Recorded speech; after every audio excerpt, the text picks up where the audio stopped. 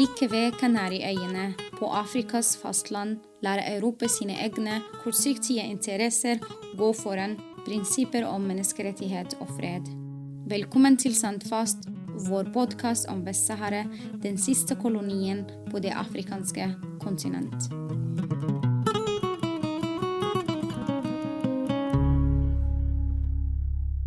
I et hus i kystbyen Boujdour i Vest-Sahara har det i et år utspilt seg et svært intens drama. Huset eies av menneskerettighetsforkjemperen Sultana Khaya og hennes familie. Og rundt huset står det en festning av politibiler og politimenn som forhindrer folk å komme inn og ut.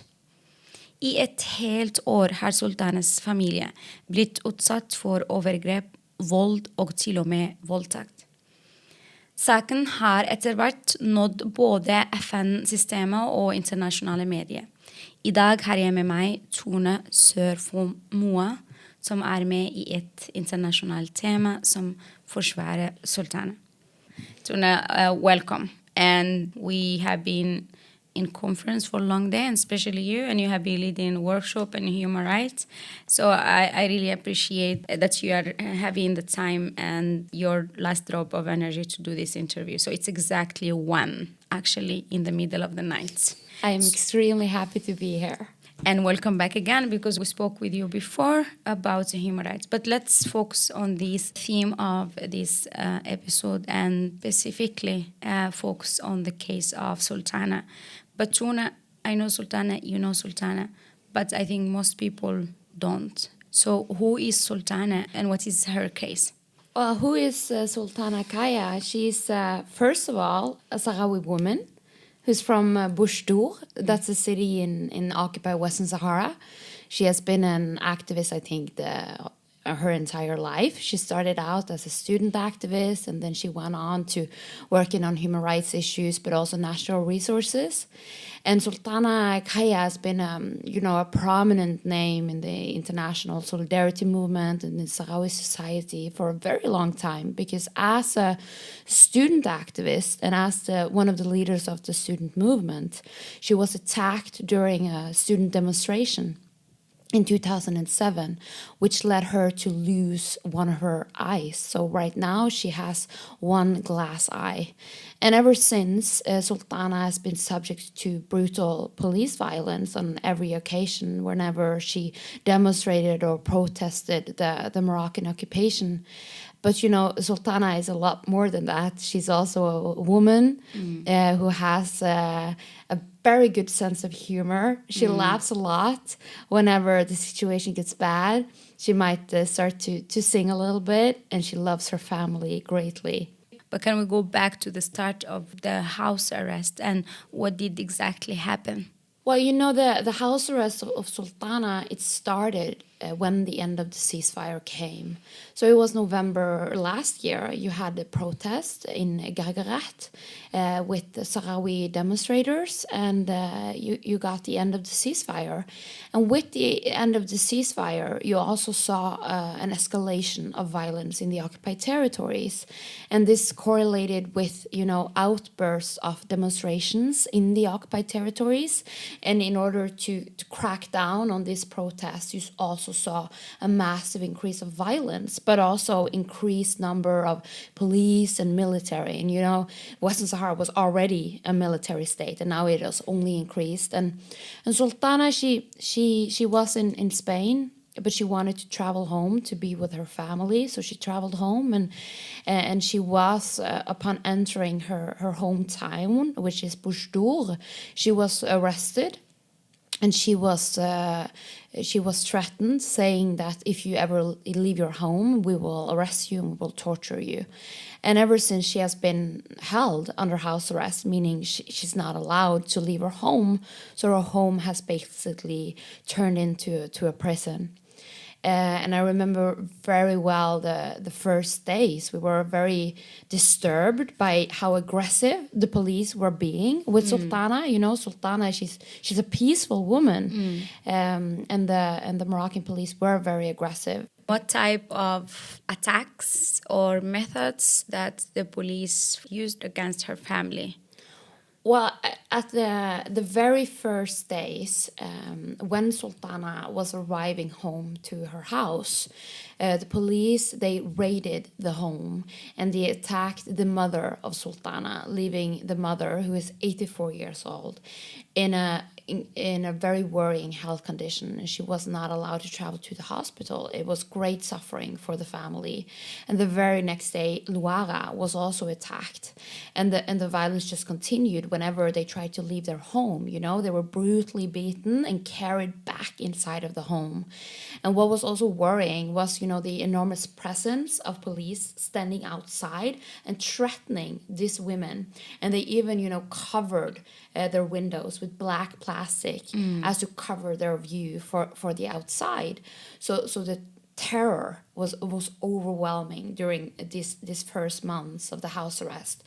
And ever since, the violence have just grown worse. And I think if you have been following the case of Sultana, you will remember the pictures from February when Sultana was hit in the face with a stone by the police officer who's actually instructing this house arrest. His name is Hakim Amer, and he hit Sultana with a stone in her face, directed at her functioning eye. So she was afraid that she would go totally blind at that point. And the violence just continued ever since. And of course, it escalated in May when the police raided for the first time the house.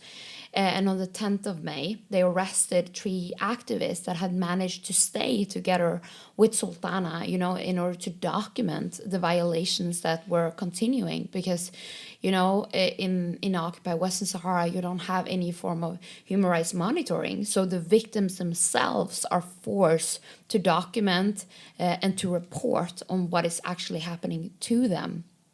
And these 3 activists, they were not arrested, they were abducted in the middle of the night, and they were driven out to the desert, and they were tortured before they were released. And only 2 days later, the police again raided the house. And on this day, the police brutally tortured and raped both of the sisters. We will come back to the topic of rape or using rape as a weapon. But then, as you said, was the raiding of the houses, terrorizing basically the whole family. And then there is this question of throwing chemical.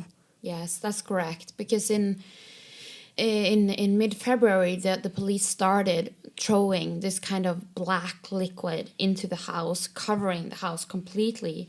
And it has a horrifying smell, making it hard for the family to breathe, and it's very hard to clean off.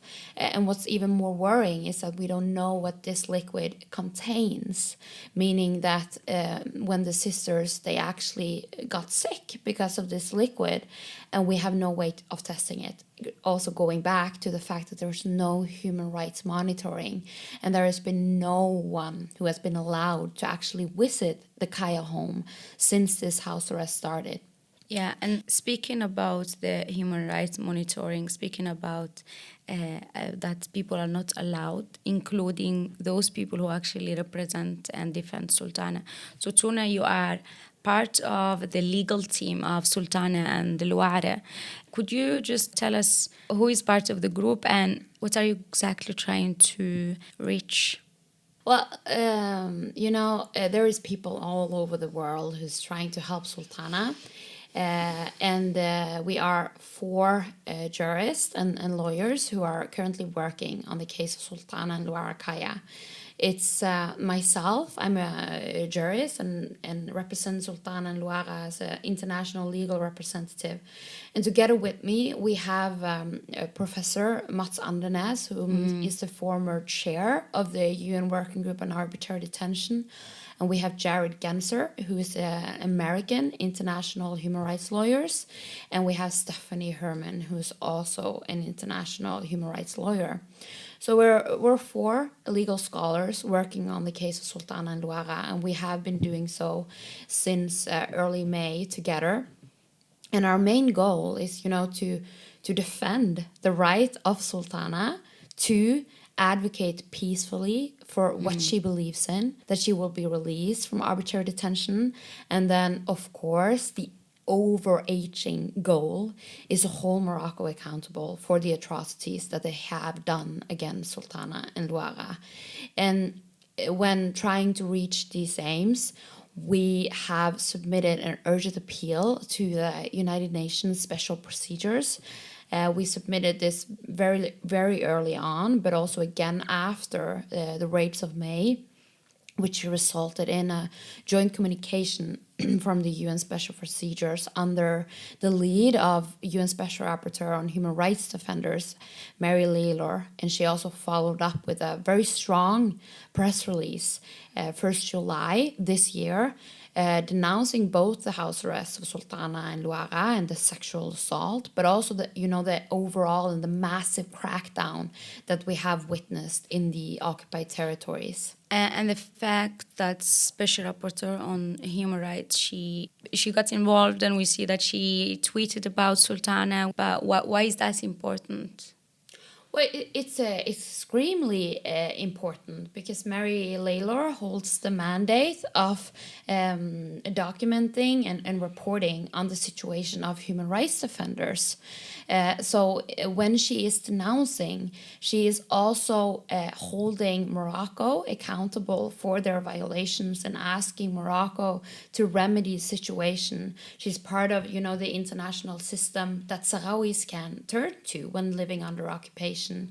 And the fact that Mary Laylor has denounced is a very strong signal, both to Morocco that they need to release her from arbitrary detention, but also a strong signal to all those states who promise to protect human rights defenders and to support their position in defending human rights, that they also need to take action. And so now we are going to a very important topic, very, in a way, sensitive, but it's very important to talk about.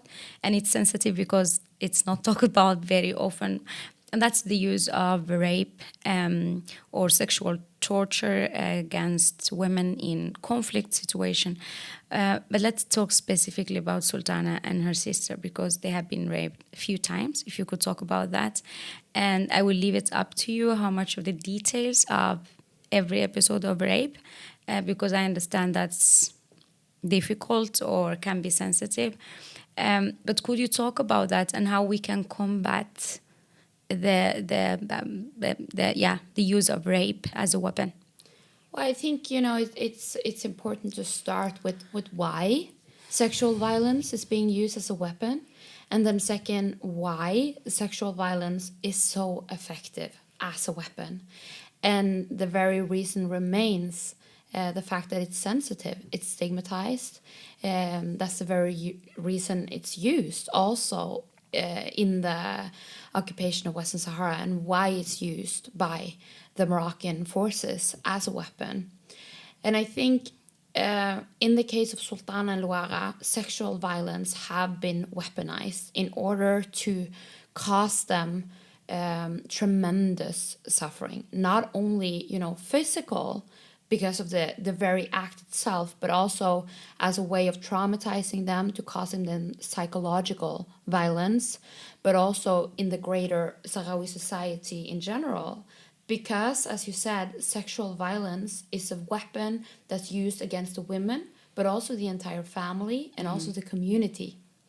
And it's a way of terrorizing the woman. And in the case of Sultana and Louara, the first rape occurred in May. And it was a brave decision to go public with the fact that they had been raped by Moroccan forces. And Sultana and Louara took that decision to share publicly what had happened to them. And the reason for doing so is that they want to hold Morocco accountable for what they're doing, but also to limit the weight of this as a weapon. Only by confronting it, only by telling your story, however painful it might be, you can confront the weapon. And Sultana and Louara, they remained the strongest women I know because they took that decision. But sadly enough, they have been raped again. No, Sultana was raped for the second time in November, and then the third time now in December. And Luara has also been raped for a second time. And this is horrifying. It left me completely speechless when it happened again. And it left me feeling quite angry, but also determined to hold Morocco accountable and determined that we need to continue to denounce what exactly is happening. Because in the very heart of it all, a lot of female human rights defenders who live in Western Sahara is on a systematic basis subject to this form of violence, meaning sexual violence in some shape or another. And in very many cases, the women does not want to publicly denounce it. And that's why Morocco continue to use this kind of weapons. Yeah, and exactly. And that's when the victim speaks. That's when we should act. I mean, we should always act because it is used as a weapon. It's an invisible weapon. It's systematic. And it's used because it's almost hard to show in a way. Just coming to another type of violence that it's used against women. We are going from the physical to online. It's not only that they are raped or tortured or physically abused, but also maybe there is some defamation campaign against them. You know, Sultana, she has been deprived of her freedom, her liberty in a year. And this is a grave enough violation in itself. But in the case of Sultana, she's also been subject to physical violence, psychological violence, and sexual violence. And one of the gravest things remains the slandering campaign. And I want to mention 2 examples, if I can. The first one was in February, after Sultana had been hit in the eye with the stone, and she was afraid that she would lose her eyesight. Yeah. And she was also afraid for her mother and her sister, because both Luara had been badly beaten by the police, and her mother was in a very bad health condition. But at the same time, a video started to circulating online where Morocco had manipulated a video of Sultana standing in the window, saying that Sultana was beating herself in the face with the window in order to receive money from abroad. And this caused Sultana additional suffering, and it forms part of the violence against her. And again in May, we saw the same kind of manipulation forming part of the slanders. And this was even worse because during this incident, it was after the rape. It was after these 2 sisters had been violently raped by Moroccan police, and they had suffered a traumatic event. And later, during the next days, a video started circulating online after the police standing guard outside of the house had stolen the phone of Sultana. They had tapped into her private voice recordings, including her voice recordings with her therapist, the most sensitive conversations that you can have. And they started to spread this online. And they didn't spread everything. They just took bits of it and manipulated it into a story claiming that Sultana was lying about the rape. And this is horrific in the context of the fact that Sultana had been raped. She was claiming that Morocco had to be held accountable, that Morocco had to investigate these actions. And what happened instead was that she was accused of lying, and she was subject to a massive slander campaign. And this has grown even worse today, where the slandering campaign is now being instructed at the very highest level at the UN Security Council by the Moroccan representative Omar Hilal, who claims that Sultana Khaya, who is a peaceful human rights defender, who has always been so, is advocating violence, and he is criminalizing her actions. And this is something that everybody who wants to protect the institution of human rights, which all of us needs, and nobody should take for granted, needs to stand up against. Tuna, your job and the legal team and the house arrest is, still going on. So where the case is standing right now? Well, right now, and following the raid of 5th December, which is the latest raid on the Khaya house, being the 7th raid this year, we had a meeting last week with Mary Laylor, the UN Special Rapporteur on Human Rights Defenders. It was a very good meeting. It brought both me and Mats Andenes a lot of hope.